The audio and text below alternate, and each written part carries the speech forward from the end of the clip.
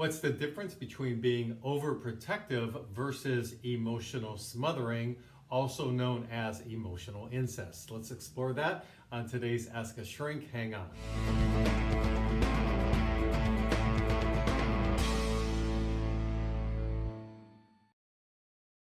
So some of these terms are very closely related. We have emotional incest. I've done several videos on that. For people who are not familiar, you can click up now, and here's a link to a video that covers what emotional incest is about in general. I've also done a video about being a helicopter parent. That has some definitions of its own.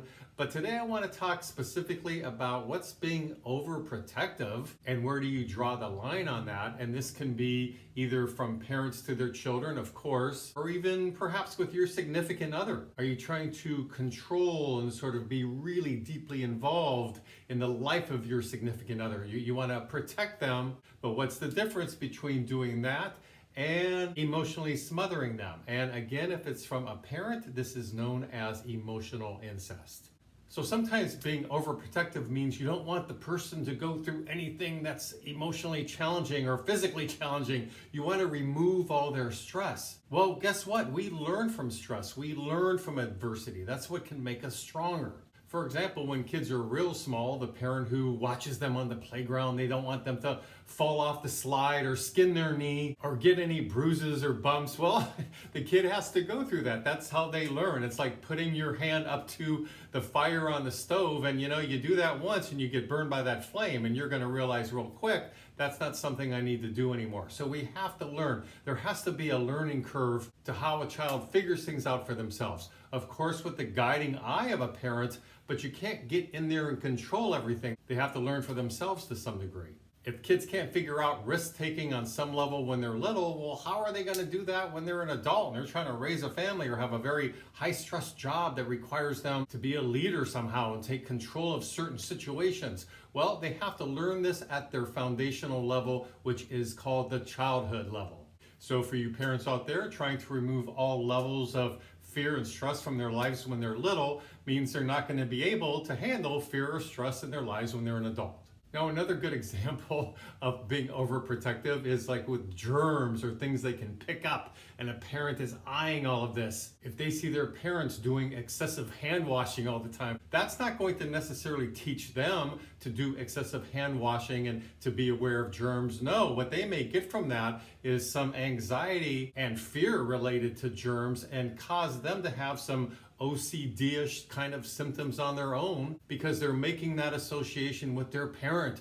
Oh my gosh, I have to be extra careful. And so now you're instilling fear in them instead of teaching them what germs are all about in a realistic sense. So for example, if you want to teach your kids not to grab certain door handles or be careful what they're touching in a crowded airplane, for example, that's okay to a degree, but don't let that go so far in that you're not letting them be kids in terms of rolling in the mud, running down a hill, exploring in the woods and getting all dirty and filthy, playing some sports where they just come home in a mess. Well, any and all of that is okay. That's normal for kids. That's how they grow up. So there's a fine line there. I hope you can see it.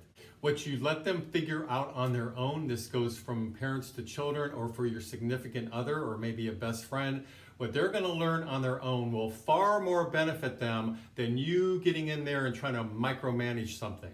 The micromanaging has a tendency to perhaps harm them, whereas them figuring it out on their own probably won't harm them at all. And if it does harm them somewhat, then that's a good lesson learned. So being overprotective is the watching, the trying to manage, the trying to excessively guide and give input on absolutely everything. And for you, the person who's doing it, you need to ask yourself why you're doing that. It's not so much an issue with the person you're doing it to, although you may be causing harm to the person you're doing it to, for example, children. But the bigger issue, and if you went into therapy, would be much more about why you want to overprotect. Now, with that said, this is very different from a parent who's emotionally smothering a child and therefore committing emotional incest. The emotional smothering is the taking over and using a child for a parent's own need in a misguided attempt from the parent to try to eliminate pain, suffering, loneliness in their life. So they're using a child to be their little mini husband or mini wife because they're unhappy. Because they're, for example, in a very unhappy marriage and they've given up on their husband or wife or significant other, and they're saying, screw this, I give up on the relationship, I'm not going to deal with that as an adult. I'm now going to use one of my children, which parentifies them, and tell them all my adult problems.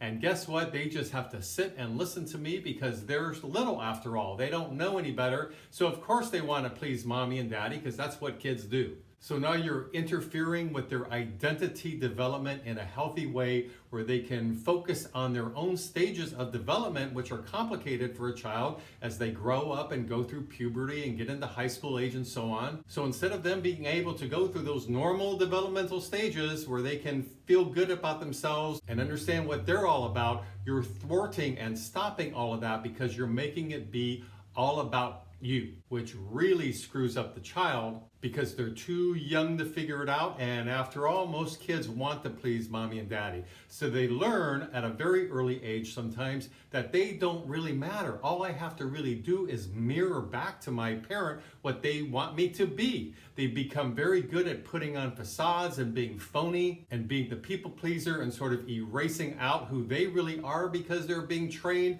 to just be there for mommy and daddy. So I hope you can see the difference with that, which is emotionally smothering, which is also emotional incest, how that is different from being overly protective. A parent can be overly protective without being emotionally smothering and using the child. With being overprotective, it's simply placing your own neuroses on the child, making them probably anxious and fearful about certain things, but that is different from emotionally smothering them. A child can be overly protective but still develop a strong identity and a good sense of self, albeit perhaps with some fears and anxieties that they've learned from the parent, but that is different from being emotionally smothered. So if you're a parent doing this, you need to stop. You need to pull yourself back. Let your child grow up the way they need and want to grow up. And you need to go into some therapy to figure out why you're wanting to be either overly protective or you're emotionally smothering one of your own children. Emotional incest is a form of child abuse, and you need to stop it immediately and figure out why you're doing it. So I hope this has been helpful in sort of delineating the difference between being overprotective and what emotional smothering is all about. Please leave me some comments below. I'd love to hear any input you have about this. Please subscribe to my mental health YouTube channel if you like these kind of videos. And until next week, this is Brad Shore signing off from Ask a Shrink.